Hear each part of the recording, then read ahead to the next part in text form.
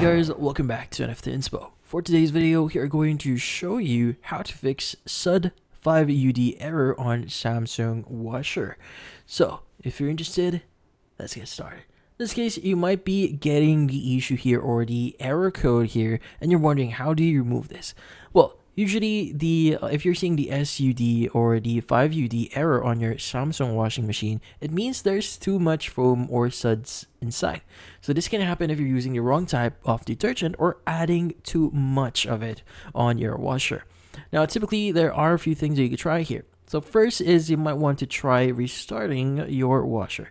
Now, sometimes a quick restart can actually solve the issue itself, but if not, you need to make sure that you're using the correct kind, which is usually a high efficient detergent.